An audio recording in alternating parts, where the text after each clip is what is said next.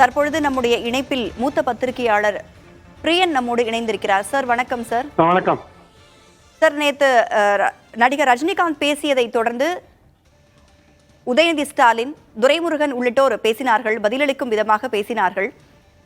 இதற்கெல்லாம் நீர்த்து போகும் வகையில் நகைச்சுவையாக மட்டுமே நான் பேசினேன் அப்படின்னு துரைமுருகன் பதிலளிச்சிருக்கிறாரு. அவர் என்ன கூறினாலும் தமக்கு வருத்தம் இல்லை, அவருடனான நட்பு தொடரும் அப்படின்னு நடிகர் ரஜினிகாந்தும் சொல்லியிருக்கிறாரு. இதை நீங்க எப்படி பாக்குறீங்க? அதாவது இந்த சர்ச்சை ஒரு பெரிய ஒரு மோதலா அல்லது ஒரு பெரிய வடிவம் எடுக்கக்கூடாது என்பதற்காக திமுக தலைமை உள்ள நுழைஞ்சி அந்த துரைமுருகன் என்ற ரஜினிகாந்துக்கான ஒரு சமாதானத்தை ஏற்படுத்தியிருக்காங்கன்னு நினைக்கிறேன். பட் ஆனால் அடிப்படையான ஒரு விஷயத்தை நம்ம மறந்துடக்கூடாது. அன்னைக்கு ரஜினிகாந்த் அவர்கள் உதயநிதியை புகழ்ந்தார். அதுக்கப்புறம் பேசும்போது தான் அவர் சொன்னாரு, இது மாதிரி துரைமுருகன் பத்தின ரெஃபரன்ஸ் எல்லாம் அவர் பேசினார். ஆக்சுவலா அன்னைக்கு அரங்கமே கைத்தட்டி மகிழ்ந்தது அவர் பேசின விஷயத்தை. ஏன்னா அடிப்படையான விஷயம் என்னன்னா, திமுகல இளைஞர்களுக்கு வழிவிடணும், மூத்தவர்கள் வழிவிடணும்ன்ற குரல் இப்ப தற்போது அதிகமாக ஒழித்து கொண்டிருக்கிறது. உதயநிதி பேசுற இடத்துலலாம் என்ன சொல்றாரு, இளைஞர்களுக்கு வாய்ப்பு கொடுங்க அப்படின்னு அவர் ஸ்டாலினை வச்சுட்டே மேடையில பேசுறாரு, துரைமுருகன் வச்சுட்டே மேடையில பேசுறார். ஸோ அந்த மாதிரி இருக்கும்பொழுது திமுகவில் இருக்கிற இளைஞர்கள் தங்களுக்கான ஏற்றம் எப்போது கிடைக்கும், எப்படி கிடைக்கும்? இப்போ திமுகவில் முதல் 10 பேரை பார்த்தீங்கன்னா அமைச்சர்கள் பார்த்தீங்கன்னா அதே முகங்களை தான் நீங்க திருப்பி நீங்க பார்த்துட்டு இருப்பீங்க நீங்க.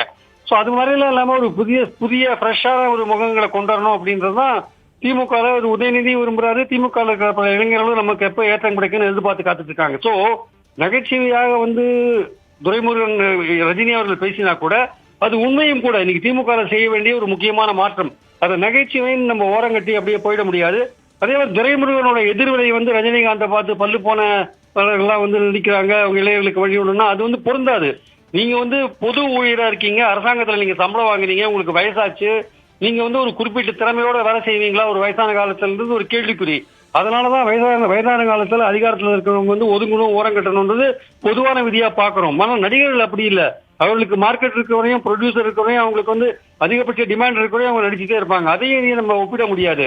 ஸோ அவர் ரியாக்ட் பண்ணது, துரைமுருகன் ரியாக்ட் பண்ணது அவரை ரஜினிகாந்த் தாக்குறாருன்னு சொல்லி தான் ரியாக்ட் பண்ணார். அப்புறம் நடுவில் ப்ராபபிளி திமுக மேலிடத்துல உள்ள சமாதானம் பண்ணிருப்பாங்கன்னு நினைக்கிறேன். பட் ஆனால் ரஜினி எழுப்பிய கேள்வி முக்கியமான கேள்வி. அதை திமுக தலைமை மறந்துடக்கூடாது, அதை கடந்து போகக்கூடாது என்பது என் கருத்து. அது இன்னொரு விஷயமும் இருக்கு. திமுக பல இளைஞர்களுக்கு என்ன வருத்தம்னா, அங்கங்க மாவட்டங்கள்ல மந்திரிகளோட மகன்கள் தான் கோல வச்சுறாங்க, நமக்கெல்லாம் வாய்ப்பு கிடைக்கலன்ற எண்ணமும் இருக்கு.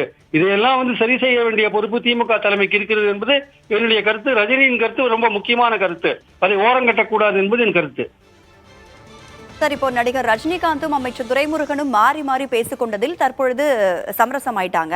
ஆனா திமுகவில் இளைஞர்களுக்கு வழிவிட வேண்டும் அப்படின்னு அமைச்சர் உதயநிதி ஸ்டாலின் பேசியிருக்கிறார். அந்த கோரிக்கை நீர்த்து போகாம தானே இருக்கு. அது நீர்த்து போக கூடாது. ஆக்சுவலா ஒரு பார்ட்டி தன்னை புதுப்பிச்சுதான் இருக்கணும். ஆக்சுவலா அது திமுகல சீனியாரிட்டிக்கெல்லாம் ரொம்ப மதிப்பு கொடுக்கறதுனால யாரையும் அவ்வளவு சீக்கிரம்லாம் பதவியிலேருந்து எடுக்கிறதோ தள்ளி வைக்கிறதோ இந்த மாதிரி விஷயங்கள்லாம் ரொம்ப ரேரா தான் பண்ணுவாங்க. ஆனால் இப்போ அப்படி கிடையாது. இப்போ பல்வேறு கட்சிகள்ல இளைஞர்கள் நிறைய பேர் வராங்க. விஜய் கட்சி ஆரம்பிக்கிறாரு, இளைஞர்கள் வராங்க. அப்புறம் அண்ணாமலை பாஜக புதுசா ஒரு தனித்திறமையோட அதை கொண்டு போயிட்டு இருக்காரு, நிறைய இளைஞர்கள் அங்க போறாங்க. அதெல்லாம் நம்ம மறுக்க கூடாது. கிரவுண்ட் லெவல்ல என்ன நடக்குதுன்னு நம்ம பார்த்துட்டு இருக்கோம் நம்ம. ஸோ அது மாதிரி இருக்கும்போது திமுக இளைஞர்களை நிறைய கொண்டு வரணும். முதல் 10 பேர்ல ஒரு நல்ல இளைஞர்களை கொண்டு வரணும், முதல் 10 பேர்ல பட்டியல் நிறுத்தவரை கொண்டு வரணும். இந்த மாதிரி எல்லாம் விஷயங்கள் நிறைய திமுக இப்ப பேசப்படுற ஒரு விஷயமா நம்ம பாக்குறோம். அதனால இந்த துரைமுருகன் ரஜினிகாந்த் சர்ச்சை என்பது அடிப்படையில் திமுக தலைமை சில மாற்றங்களை கட்சியில் செய்ய வேண்டிய ஒரு கட்டாயத்துக்கு தள்ள வேண்டிய நிலை உருவாக்கி இருக்கிறது என்பதுதான் என் கருத்து. நன்றி சார். இணைப்பில் பல்வேறு கருத்துக்களை பகிர்ந்தமைக்கு நன்றி திரு பிரியன்.